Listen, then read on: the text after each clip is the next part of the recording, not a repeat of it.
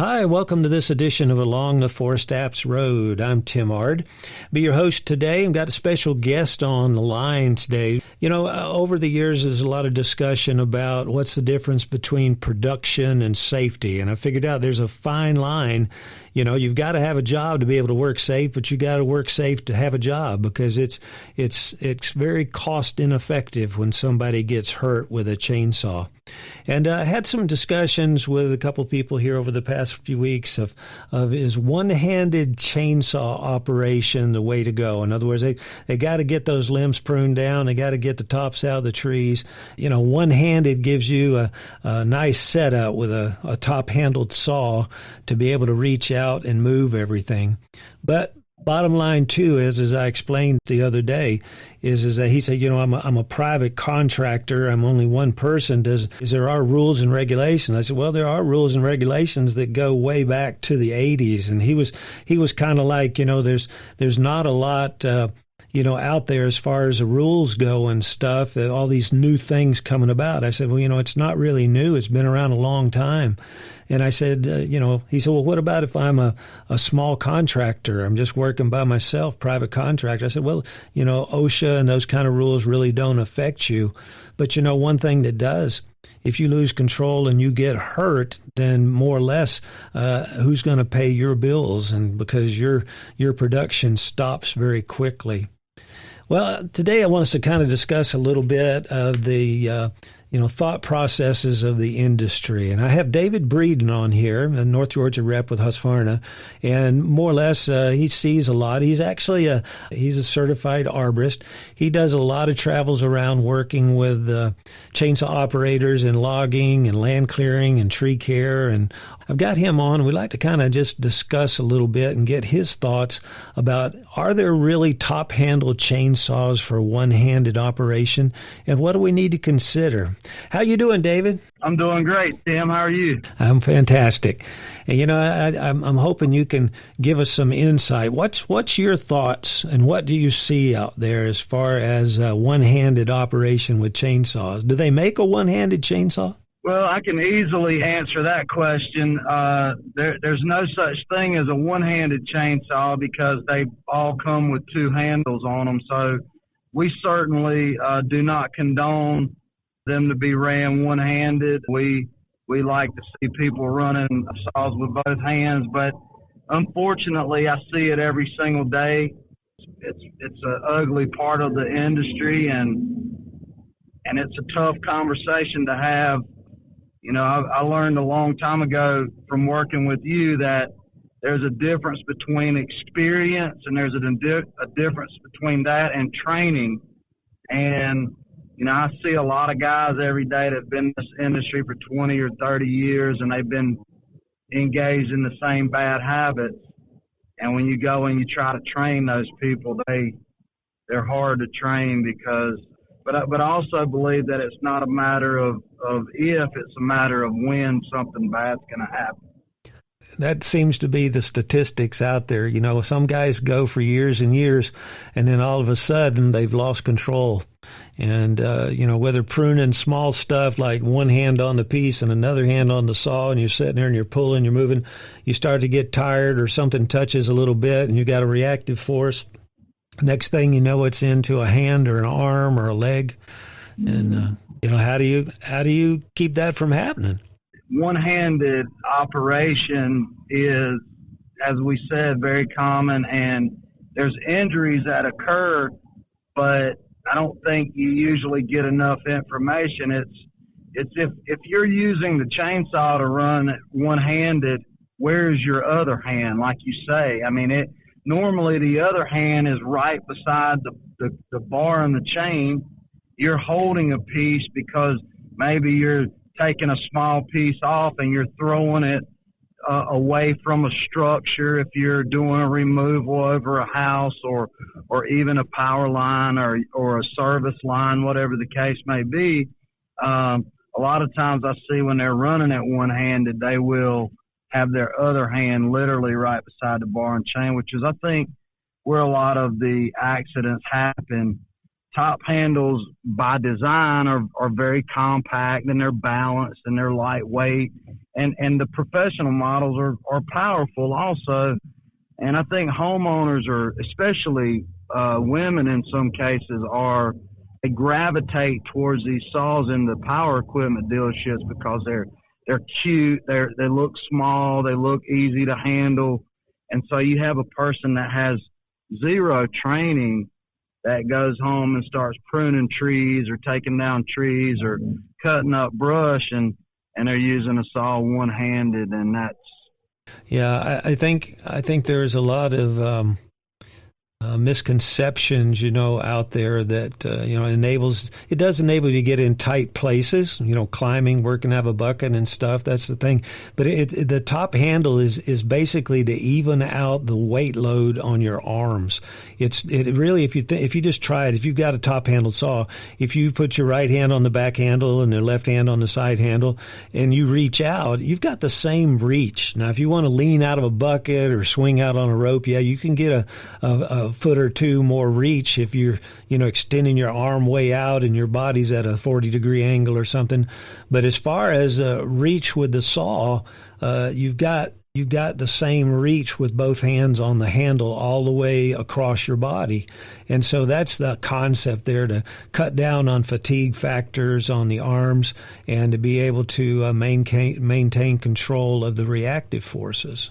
Yeah, that is true. When I see in production tree work, when I see climbers not out of a bucket, because you can't gain, as you said, you can't gain any advantage at all from a reach standpoint out of a bucket by using one hand as opposed to two.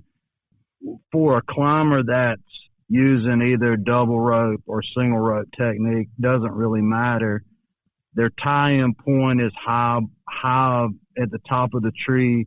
They are, getting out on a branch, whether they're rigging the branch or whether there's no obstacles below, they can just simply notch and cut the branch. They're having to manipulate a rope angle. Obviously, rope angle is important for a climber. And that's a lot of times I see guys doing that. And I see it coming from very experienced, not only experienced guys, but very skilled production tree climbers. And when you have the conversation with them, it's a tough conversation because, the first thing he's doing is looking at you and say, well, I didn't see you up there, in the tree making all these cuts. And, and they're certainly good at what they do. There's an idea in their mind that when this limb that I'm rigging away from this house is cut and it starts swinging away, I need to be as far away from it as I can. And I agree with them. And they also go into this conservation mode where it's all about positioning when you make cuts. And if I have to get in a little bit better position or a different position, I'm using more energy than I want to use. So I'm saving that up because I've got another hour or 2 hours in this tree. So it's a tough conversation. But I see it all the time. Well, I think that there's a lot of professionals, and it has been for years, some of the major companies, that a one-handed chainsaw operation is immediate dismissal. And so just because of simply the number of incidents that have taken place, a lot of new people getting into the business, like you say, a homeowner buys a top-handled saw or even a long handle, they don't realize how easy it is to lose the control of that when you start looking at the pressures and the weights of the piece of material that you're cutting. And, you've got some small stuff you can prune, whether two hands or whatever, and it drops. Others, when it gets into larger pieces or you've got, like you say, suspended, you've got to have the rigging in the right spot to control the piece. And then you can also think about, it could be released with a handsaw too. So that's the way a lot of them would do it, is you make some of the cuts with a chainsaw and then release with the handsaw. But either way, it's a calculative thing. Like you say, it's not super easy. It takes a lot of planning to be able to balance that piece on the rigging and then be able to make sure it's not going to swing towards you. bottom line is that you have to somehow get control of that chainsaw before it gets back to a body part.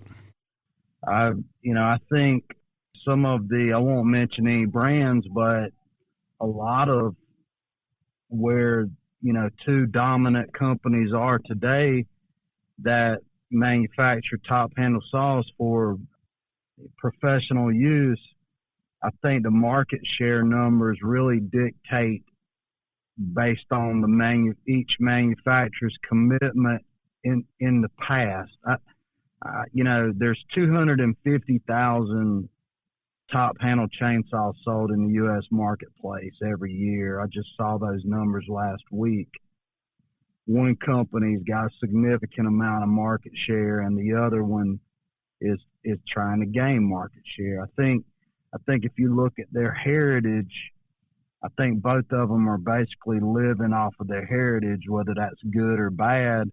But one company, because of its culture built around safety, does not really they feel like it promotes one-handed operation, which is, but the numbers, the U.S. market's appetite for these chainsaws, you can't ignore. And so, they're forced to say, okay, let's, and so maybe product launches in the past haven't been where it needed to be. And then that's what I mean about you living in the past. I did a presentation a couple of years ago for Georgia Arborists Association. It was a virtual call. This professor at the Warnell School of Forestry, Ellen Bass, she's retired now. But before I started talking, I was actually presenting a battery top handle chainsaw, and we didn't know each other. We know each other well now.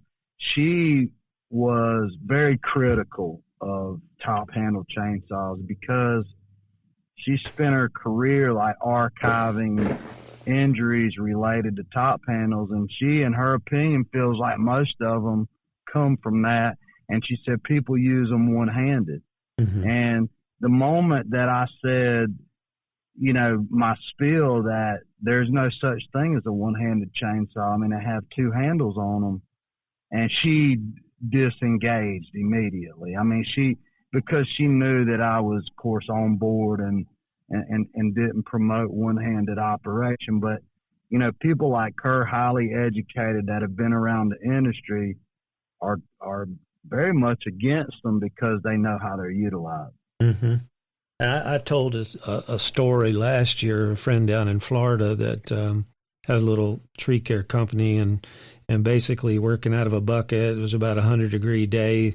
He said, I should have stopped. I got hot and I got tired, but I kept going.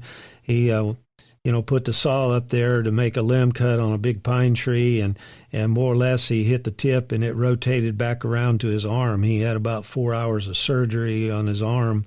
And, my first question was to him, did you have it one-handed or two-handed? And he'd said, I was really tired. I should have quit. I was really fatigued and it was hot. And I said, no, my question is, was it one-handed or two-handed? He said, well, I think you know the answer. It was one-handed. And, that's the thing is, and people think about the kickbacks or reactive forces, but it's not just that. It's, with any kind of tool. I mean, you can do the same thing with a handsaw. If you get tired, that's when things start to add up. And so that small saw, that top handle saw, does give you less weight in most cases. Like I say, it's more maneuverable in tight spots, but it keeps that weight load on both of the arms to reduce fatigue. If you had a longer handled saw or even the same weight saw with a long handle, most of your weight's going to go to the front handle, and as far as your fatigue on your left hand. And so it's something where that's something that people have to realize is that the saw is not designed to be used one-handed. It's designed to be used to reduce that fatigue, which the major cause of injuries is fatigue. Definitely. I mean, and that's in anything, this business especially, hot, you get tired real fast and, very difficult work. So, yeah, I mean, it's mentally you aren't as sharp, when your body's tired and you may take more risk than you would otherwise. So yeah, I mean, you have to listen to your body and say enough's enough. I mean, if safety is a priority, and it should be. Mm-hmm. Mm-hmm. Well, I'm glad to hear the stand that you take, and I know that you're out there sharing it with people day in and day out, and it's very important that new operators, whether getting into commercial business or firewood or pruning around the house, understands those kinds of things. And I think that the challenge there is to practice the techniques and the planning processes to be able to reduce the fatigue and the possibilities of loss of control. And then the other thing is personal protective equipment. I mean, that's some of the cheapest insurance against those things that we can possibly get. But David, I just wanted to check with you and see your thoughts on it. I know you're out and about, and being a certified arborist, you have a little bit more clout, I think, out there in the field than a lot of us. And I appreciate you. You're always helpful in helping to spread the word out there. So thank you much, and I hope to see you before long. Yeah, hopefully so. Thank you for the opportunity, Tim. Always great to chat with you. All right. Appreciate you dropping by today for Along the ForestApps Road. I'm Tim Ard. If you have any questions, you can email to info@forestapps.com and check out on our YouTube channel as well as the podcast channel. We have a lot of videos on there talking about different things of position and sharpening and safety of all types of saws. A couple interviews on there talking about some of the mechanical side of it too, David's helped with. Thank you for dropping by, and I wish you all good sawing.